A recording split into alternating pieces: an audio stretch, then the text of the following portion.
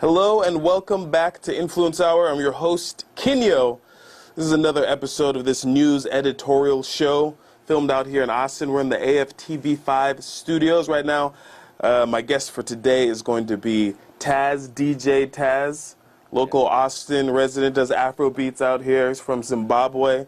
And it's going to be a super phenomenal episode, so you're lucky that you tuned in right now. And I hope you enjoy this video, and I hope you share it afterwards, because that's the whole reason we're out here creating this network here in Austin with AFTV5. Me pulling myself out of my week, lots of poetry, mostly. That's basically it. But I'm really glad to be here.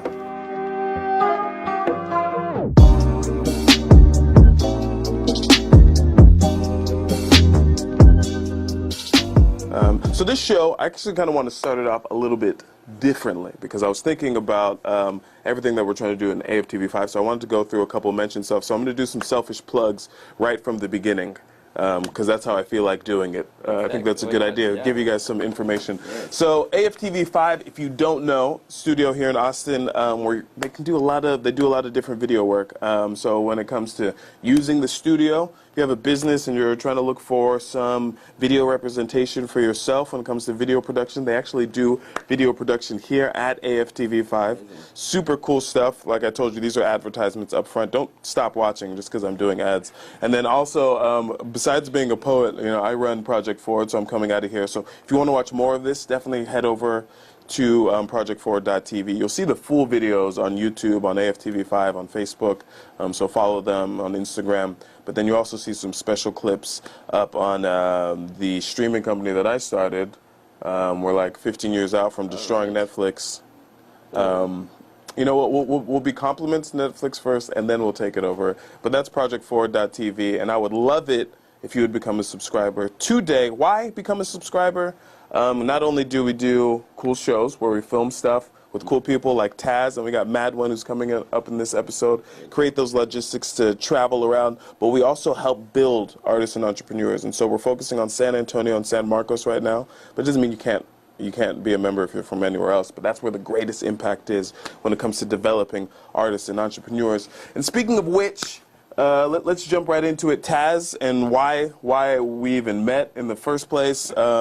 We met actually a couple weeks ago. We were supposed to film this episode, right? But then that didn't work out. But then you were super cool anyway, so we ended up hanging out with you, recorded a video right before your Latin Beats night. So I got to see a day in the life of Tazz, all of the behind the scenes, the stress, the triumph, the victory of a beautiful event. Yeah, it wasn't scary for me. Like, I do lots of events, so I'm just like, oh, this is so typical. Like, it's the same flow every single time. It starts off kind of weird, and then it turns out to be exactly what it was always going to be, and then you're like super happy after the event for like 3 hours. It's stressful and before an event. You know, you're like, is this going to work? Yeah. You know, it's really like having a baby. You know what I mean? Yeah. You've been planning to have this baby, and then boom, and then the baby hops out, like, oh my God. Then it's actually a baby that you love. Yeah. I'm okay.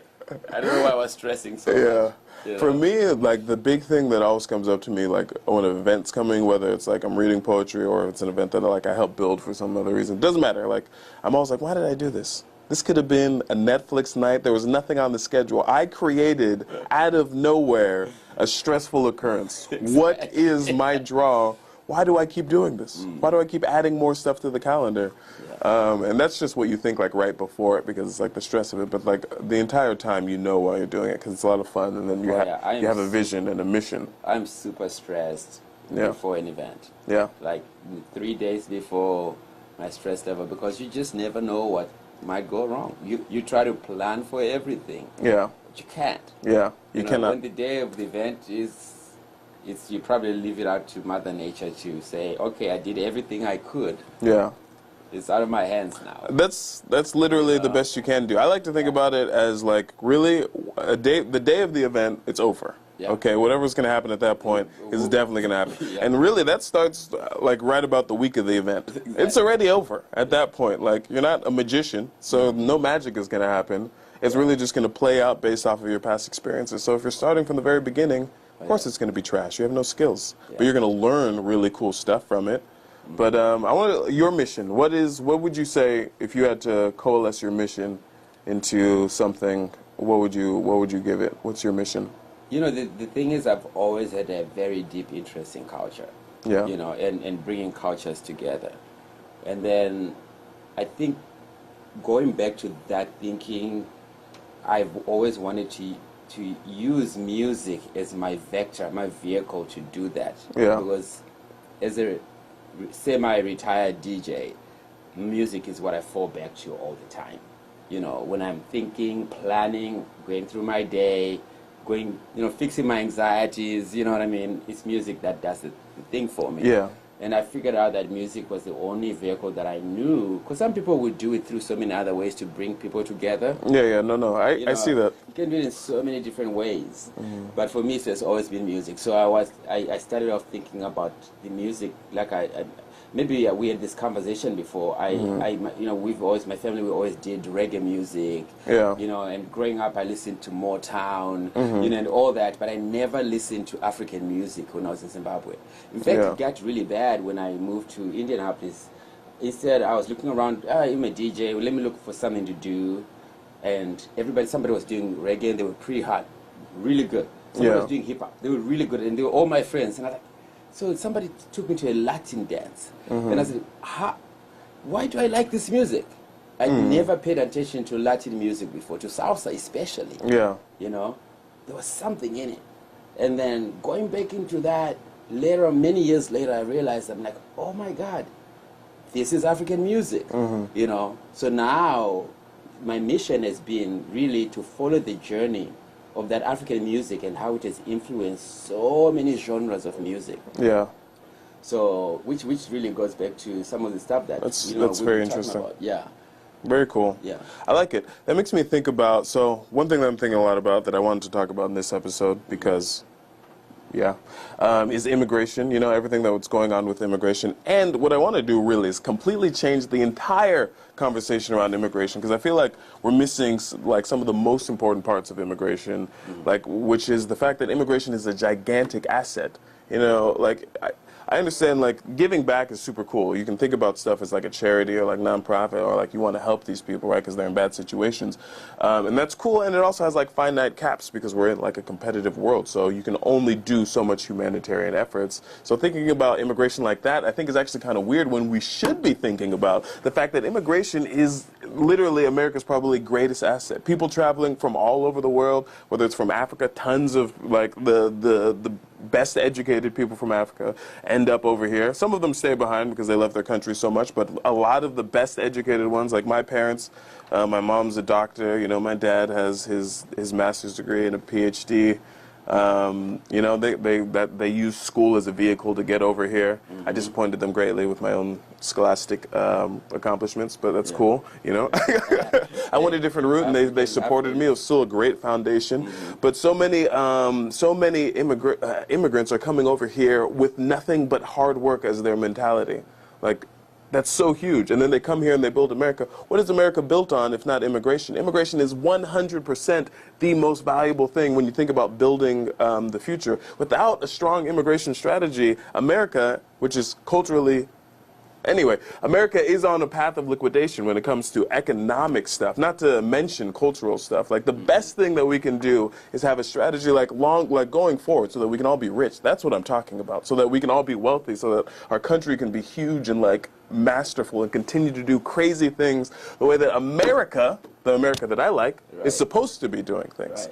Immigration, like, I want like really all politicians, because I see it on the left, they like to switch into this mode where they're talking about how like immigration, like they're talking about it from like an emotional standpoint, which is great. I love the emotion behind it. But I think what's way more interesting is the fact that immigration is a better strategy for the future in a lot of ways. Well, I think I want to pick up on what you're saying, and in total agreement. Yeah.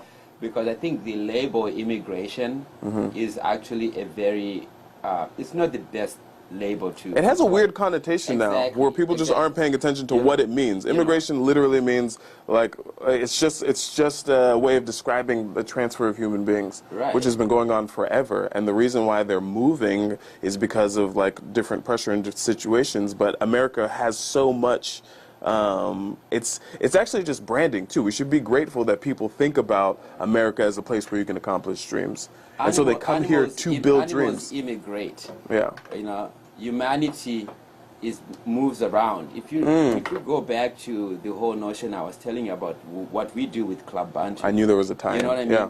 We are taking this civilization that a lot of people have not paid so much attention to because of colonialism.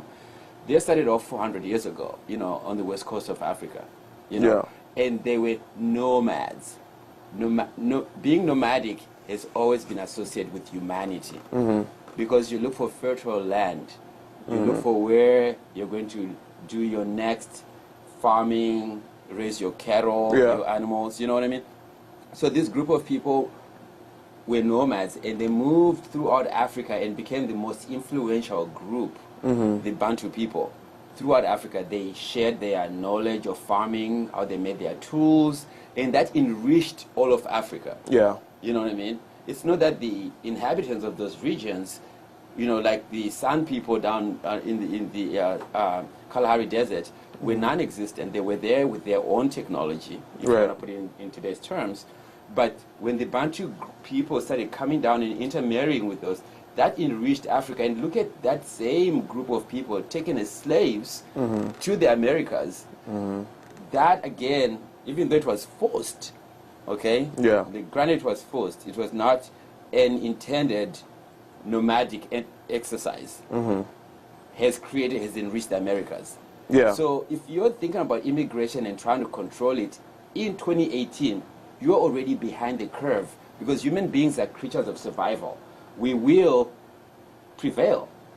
Yeah. Whether you like it or not. Exactly. You can put controls on it. And exactly. You can't. So if you're thinking, oh, we can control immigration, we can do these things, let me tell you, I got news for you. You are behind the curve because humanity already surpassed that. We already figured out this cannot be challenged or controlled in non-human ways. Yeah, yeah. I know exactly what you mean, and that's exactly my point. 100%. Any kind of weird immigration strategy is so archaic that really adopting it, I think it could be one of the weirdest things that would push America in the completely wrong direction. The whole world, pretty much. Yeah, anybody, if that's you true. Look at it, we look, human beings, the reason why we survived and the Neanderthals perished was because we are creatures of survival. We know that when the current conditions of surviving are not so suitable for us to persist, we will go. If it gets too cold in the north, we'll move south. If Sahara Desert keeps creeping down, we'll move more south. You know what I mean? You can't stop until you stop humanity. You can control immigration. I agree 100%. I agree 100%. I'm gonna read this poem for you guys because I'm gonna do it. I'm a poet, and this is my show. I think that's fair, right? I'll get at least consensus from the people in the room. So you at home, you know that this wasn't a one-person decision. 400 years of immigration, and the greatest world builders somehow got fearful of the way they built the world because love seemed like a tough strategy, like a wife who can't believe her husband can be happy and hardworking. Not specific against any wives out there, but all these helping hands, the bricks and steel bars of our future metropolis being kept behind bricks and steel bars, stealing the resources we need to build our future metropolis. We could have been well on our way to the stars with steady streams of the brightest minds from all over the world. Instead, the hammer has been turned on its own foundation, and there's nothing for hopeful men to do except for document the path around the destruction. Grab hands and make peace while preparing to build up again, preparing our hearts to become seed banks so we can survive this imploding apocalypse with everything that still beats living. I like that a lot. Oh, man. Thank you. That's me. Yeah. Wow, thank you. We go around all of the obstacles. We so do. And I like that. I like how art and music have that ability to subvert everything that's negative, right? Because I think people think that that there is some way to like slow down progress and change when it's impossible. You know, this is why anything that isn't happening naturally, it'll first get into the margins with art, and then that'll be the vehicle. If you make it so that the newspapers and everything else, like if you look at America, it should have been really hard for us to get the message out. But it's never going to be hard for people, because all these things that we're creating, they're just part of it. It's not the whole thing. We have music, we have painting, we have art. So when we use those kinds of things, events, that's why I'm super into events and stuff like that now, because I realize what's actually going on. These are the places where people are actually communicating, because Facebook and CNN, quite frankly, are failing when it comes to having real representations of what it really means to be a human and have subtle interactions and have subtle conversation. So actually we get those things when we find different ways to explore our art.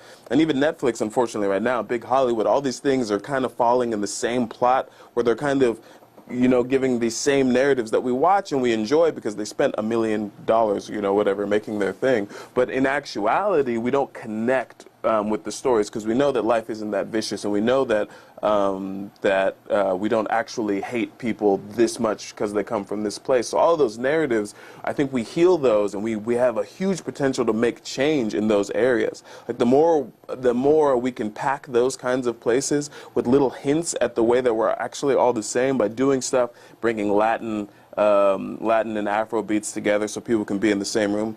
Then if you go on Facebook and someone posts something racist, you have the right balance. You can look at it and be like, this is literally just one guy. This isn't everyone, and this isn't really anyone who's having fun, because people who are having fun aren't racist. Yeah, and I think throughout history, I mean, there are so many points of human connection. Some of them are made by people. You know, you invented.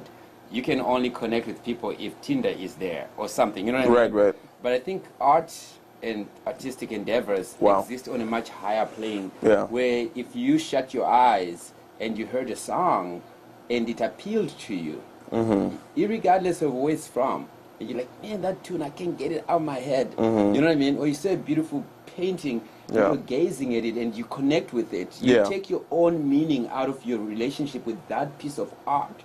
That's entirely your own personal experience. No matter what somebody tells you, you know what I mean? There was an article that was in the news just recently, somebody saying, you know, Western architecture was better than architecture that was in Africa from, you know, thousands of years ago. You can't really make the comparison. You know, you can say Roman architecture was better than African architecture. Because you can't, unless somebody's telling you. You know what I mean? The beautiful structure of a pyramid of the Great Zimbabwe, where I'm from. You know what I mean? Those structures are enormous and they're beautiful. Or the Mayan, you know, your ruins, you know what I mean? You don't have to have someone tell you that that is an amazing structure and human endeavor that put that together. You know what I'm saying? So it's almost like, that's why I think with art, we really can even erase this immigration conversation completely. Because it's a relationship, that your personal relationship with that piece of art. It has nothing to do with what the powers that be, you know, are telling you this is, you know, it's like fashion. You know what I mean? The trends come and go because somebody's telling you. But real tasteful fashion transcends time. You know what I mean? Exactly. That's why, if you're having any, I think that's why you can't live off of stuff like Facebook and CNN. You really have to get out to events. This is a tie back around to the plug. If you're in Austin. Yes, and, absolutely. You need to go out to some Afrobeats events organized by DJ Tazz. We're going to throw up probably some links somewhere, or if you're watching this video, I'm sure you'll see. We'll tag you in the event description. You definitely need to check those out. And I think it's so important to go into those events and realize that that is a lot of the place where we need to live, and that's where we need to let our ideas live. Like, we can't let all of our ideas live on Facebook. It's not going to work. Honestly, I think Facebook has some huge vulnerabilities in that they're mirroring too much the old system. A lot of social media is mirroring too much of the old system, and they're not for the lowest common denominator. That's what I say. When there's conflict and engagement, then, you know, your posts are like everybody. You know what I mean? But they're struggling, and I think Mark Zuckerberg said this. They're struggling to actually find where the actual human connection points are that create the community that they wanted to. It's because they're devaluing with Facebook. They're devaluing artists. You know, like they put culture on the back burner, and it's just because even though look, it happened to MySpace, it's probably gonna happen to Facebook, because artists are the ones that actually create all these platforms, and the artist inside of all of us, the curator, the one who posts this stuff. And when you see something like Facebook, the reason why I think it really like gets under my skin is just low quality art. You know, like I have a hunger for extremely beautiful things, for things that matter a lot. And when you scroll through Facebook for 2 hours, you can scroll through for 2 hours and not get anything. Yeah. Which is kind of weird. You have some events coming up. Yeah, definitely. So with Club Bantu, you know, like we talked about earlier, you know, we're really here in the business of building communities. Yeah. You know, so we really want to build a community of what I call culturally literate people. Yeah. You know, and the cultural literalism means that you see a piece of art or you see a piece of culture, you don't have to have anybody tell you the value or the quality of that. Woo. It's your personal Yeah. interaction, your personal... These events are almost you know like, what I mean? these are audio Yes, yeah. art galleries that you're doing. Yeah. Right. So right now we do Afrobeat events. Yeah. And we also do Latin events because we're following the culture of the Bantu people from 4,000 years ago. We're going through all of their, I don't want to say, their nomadic endeavors. I don't want to say immigration. Okay. That was not. You know what I mean? Yeah. So we use music. Very music, interesting. So, and you know. So you're right taking the word immigration completely out of the taking it out vocabulary. because it's not giving us the right perspective of what's really going on with the personal individual human who sets their foot to say, I'm going to step out of this dry land so I can build my next, start my next farm over here where I can, you know, grow my corn and you know, raise my animals. You know what I mean? We don't want that. Immigration is something external. I want people to really just, we need to move around. The more you move around, the more you meet people from different cultures, the more you learn about your own self in your own condition. The human condition is very complex. You know, it's not something that it takes from a power that be to tell you that is that person's, you know what I mean? Right. Because and then once you meet them, you're like, oh my God, I guess Mexicans and Africans are not so strange. You know what I mean? We're actually, or Latinos and you know, people from Colombia, and you know, it changes. And I think that's the thing about being American. You always like everything is super normal to you. It's so funny to me, like you meet people like different Americans in different places and they hear your name, like, oh, that's a weird name. You're like, your name is freaking Cassandra. Okay, I think at least my name is spelt normally. Like, it's so funny, but in America you can get into this idea, and even I do it too, where it's like everything that you know is normal because you're so saturated in your own thing. But it's so good to get out there. Even when you travel, Americans really do travel. Like, we're going to go like visit like zoos or something like that, which is kind of weird. Like, we're a little bit detached, but finding a more organic way to dive deep in some of that stuff. We're super excited because I mean, some of the work we've been doing has actually caught the attention of the city of Austin. So for instance, October 26th, we are doing an event with the Blanton Museum.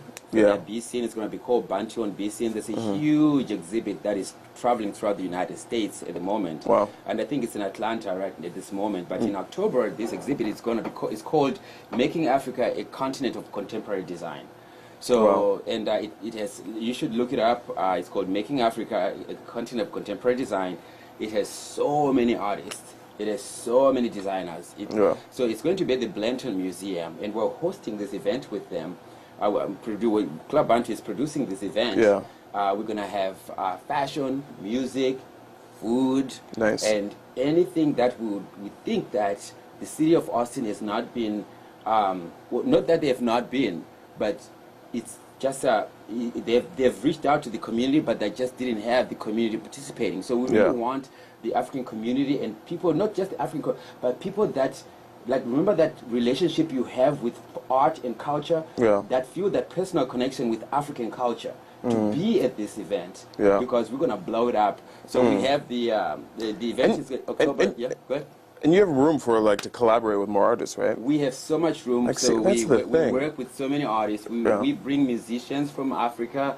We also have a record label, Bantu record label, Club Bantu record label. We connect Africans, and because we really think that we can bring more music to the more music we bring to. Last year during South by Southwest, we had musicians from Africa. Some of them are signed on our label. And Nice. we're working with some of them to develop their art because they are undiscovered. It's not only Jay-Z that should be talked about. We should be discovering these other artists. Yeah, exactly. You know what I mean? And there's so much room for art within a local community. It's super duper interesting to me. That's why I look forward to being able to work with you on some of these things and get some local, like to get some San Antonio and some Austin artists in there too, because I think there's so much room. In fact, I think about it the same way that we would think about, I'm not allowed to use the word immigration anymore, so I think about it the same way I would think about that. Like, when you understand like how it works when you're creating a system and a funnel, it's like you want to bring everything you can in. All that does is lift stuff up continuously, and it creates this continuous cycle, because the more you bring in, it filters in, those people get to know each other, and you're just creating, it's never a bad thing. You're going to have to, yes, learn how to deal with the larger numbers. Yes, we've reached a place, a wall, an obstacle. Like how it works when you're creating a system and a funnel. It's like you want to bring everything you can in. All that does is lift stuff up continuously, and it creates this continuous cycle, because the more you bring in, it filters in, those people get to know each other, and you're just creating, it's never a bad thing. You're going to have to, yes, learn how to deal with the larger numbers. Yes, we've reached a place, a wall, an obstacle, maybe, not even really, but there's so much room to build that infrastructure, and that infrastructure is actually going to be the foundation of a future that is what you're dreaming of in your faintest, furthest off dreams. Art is, that's what art is for. That's what life is for, people. It's actually for meeting people. And being afraid of what's going on or whatever, being afraid of the current state of things, that's such a weird perspective to have. It doesn't make any sense. It actually just means you're complacent, because your life is actually going to get worse no matter what. You know, there's no such thing as I want to keep stuff the same. Always being liquidated. And things will continue to get worse until, quite frankly, you die and the positive future takes over. Exactly. You know, I'm actually glad you pointed that out. We've been working with so many community partners. For instance, August 11th and 12th, Dance Africa Fest. You know, which is in its third or fourth year in Austin. Club Bantu is collaborating with them to do events because we really want to promote dance. You know, we think that we're a community of people that love to dance. We're using music. Lots of people do. I'm not very good at it, so I don't do it too often. You know, but lots of people are very good at it. If you're available and you have to see all this, we're promoting, we're helping Dance Africa Fest. I think it is such a great thing to be happening in Austin. You know. People, they're bringing in so many dance instructors and performers from around the country and within Texas and Austin.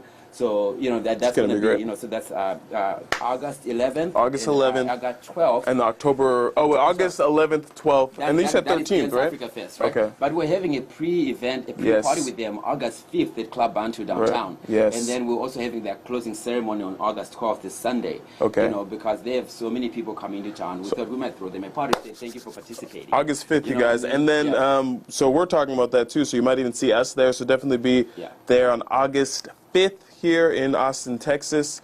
All you have to do is look it up. What's the best way that they can just find it super fast? Facebook is probably pretty it, active on social media. So if you go to Club Bantu-Austin, Texas, you know, you'll find us. So if you go to Instagram at club.bantu, we are pretty much, we also have a website. It's www.clubbantu.com. So, and we have all of our information. That's the place. Go there. And definitely keep watching, because I know we'll bring DJ Tazz back, and we'll be continuously talking as we're building different stuff here at the AFTV5 studio, because there's so many different plans that we have for Austin, and a lot of it involves, you know, you too, and that's why we need more businesses who are looking. So the goal is to, you know, to be able to do lots of different stuff, and so if we can start incorporating some different promotion products for your business or whatever it is that you do, however that opportunity comes in, this is the time for you to do it. This is the time where there's a little bit of free time here in AFTV5, and we're looking for those foundational next few businesses. I almost feel like I'm in Telegram moment right now, but actually I'm just like giving you really cool stuff. I am building up to a point, which is call AFTV5. Go to www.aftv5.com and call them and figure out how you can get your business, get some video work done for your business. All right, I'm done on that.